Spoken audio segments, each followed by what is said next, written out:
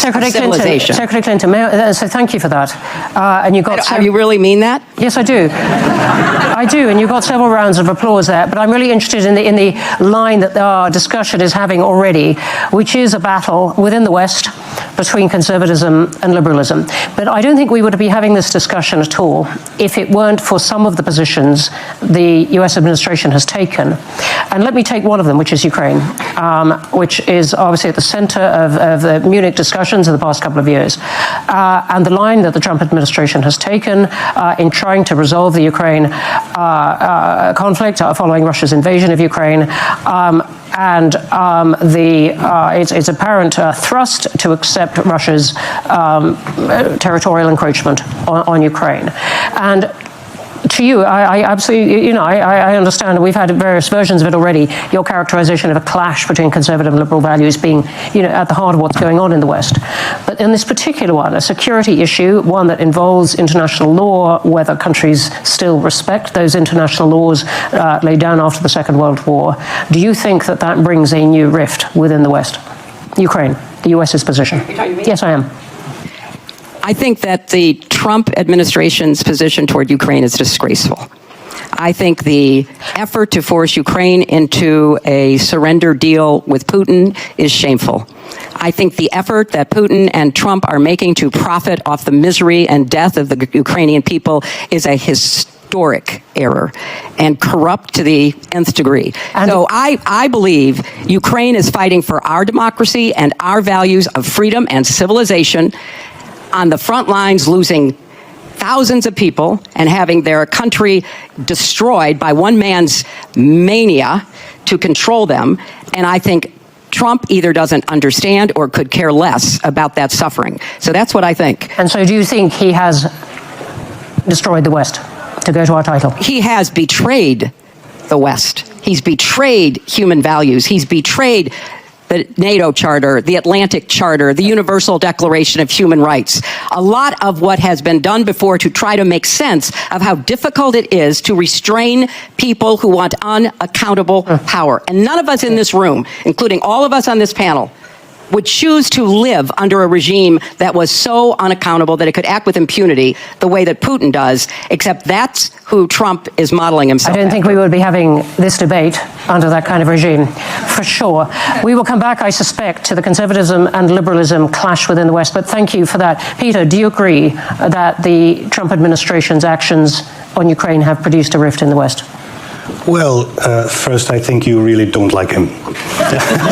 That is absolutely true. But I really, not only do I not like him, I don't like him because of what he's doing to the United States and the world. And I think you should take a hard look at it if you think that there is something good that will come out of it. Peter, what I think Trump is doing in America, I think it is reaction for something for some policies that really went too far from the regular people, too far from reality. So we saw the cancel culture.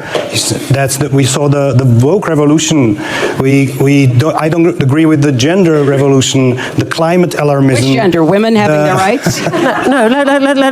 Let Peter go on. I think there are two genders. So, but some of us think that there is more than one or more than two gender. I think there is male and female, and the rest probably is a social construct.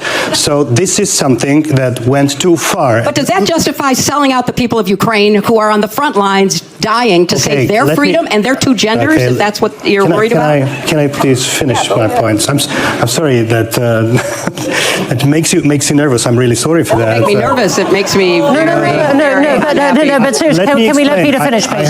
Can we let Peter finish, please?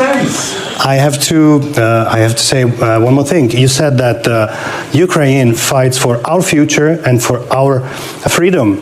I think first, Ukraine fights for Ukraine's future, Ukraine's freedom, and Ukraine's sovereignty and independence. So we should help them, of course, but what I see in some people in the West, they are trying to help the Ukraine.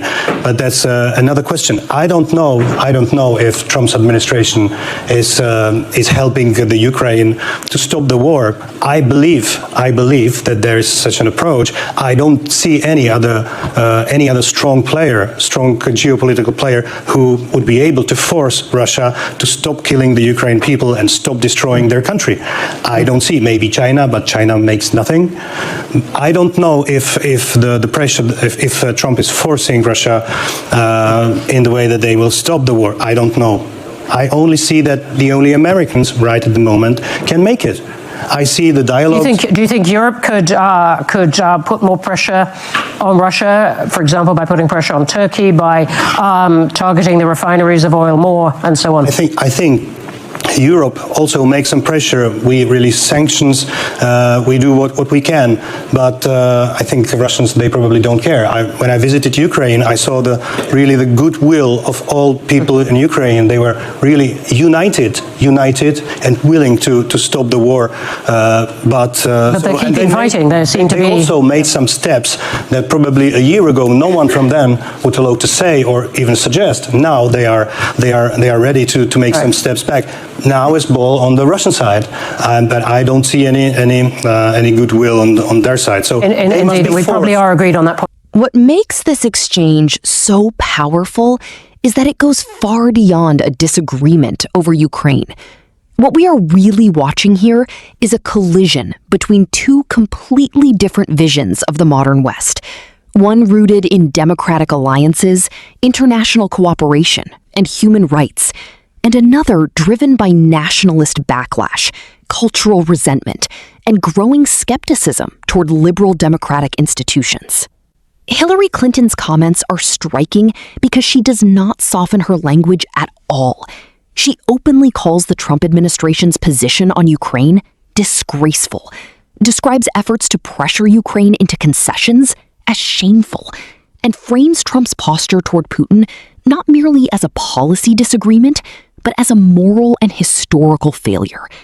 That is important because Clinton is not talking about Ukraine as just another foreign policy issue.